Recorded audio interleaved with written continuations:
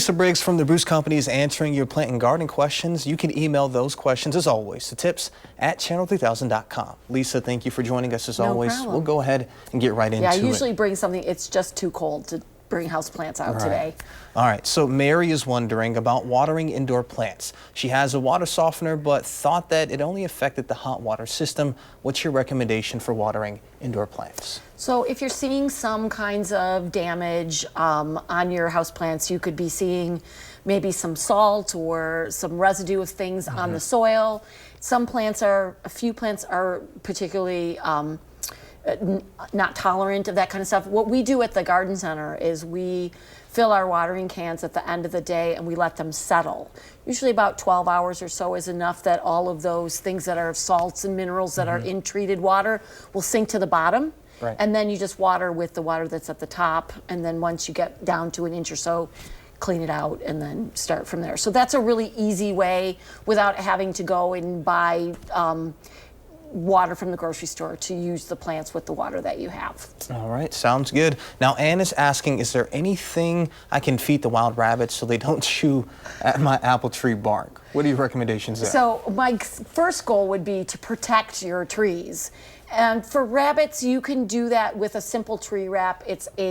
Comes in a roll of sort of corrugated paper, and you just sort of wrap it up and put some tape on it. And usually if you put that on right around sometime mid-October and then keep that on until the temperatures warm up, usually around the first part of April, that will keep the rabbits away from gnawing bark.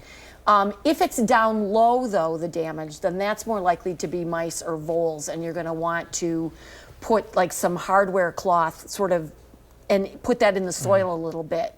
Rabbits usually will do the damage to about 30 or 36 inches. Sometimes, though, if we get a lot of snow cover, they can get up higher because, of course, they're using the snow.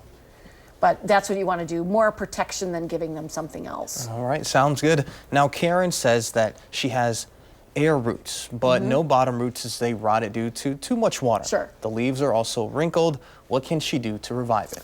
So I did do a lookup on this because I didn't know the answer to this question, but you can reroot or repot an orchid using just the aerial roots. So what you're going to want to do is take it out of the pot, carefully remove all of the rotted roots and any potting medium, and then repot it by putting the potting medium in the pot, laying the aerial roots on top, and then covering it. And then you're going to want to be sure that you water it properly, so don't overwater it. If it's in a pot that doesn't have drainage, your new pot should definitely have drainage. And then it's just going to take some time for the plant to recover, so I would put it in a bright spot, but not a place with indirect light, or with direct sunlight. Okay. So bright, indirect. Sounds good. You guys heard her. All right, thank you, Lisa.